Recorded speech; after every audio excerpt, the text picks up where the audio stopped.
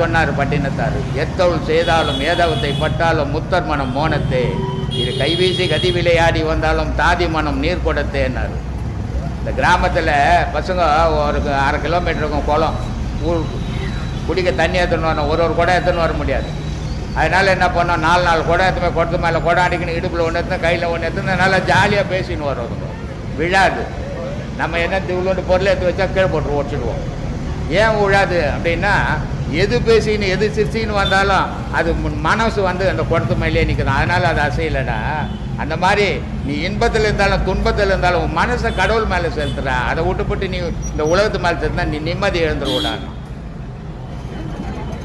அதனால் துறவரமா இல்லறமான்றது இல்லை, எங்கே இருந்தாலும் அந்த பற்று இருக்கிறவனுக்கு தான். துறவரத்தில் பொண்டாட்டி கல்யாணமே பண்ணிக்கலாம் மட்டும் கடவுள் மேலே பற்று வந்துடுமா?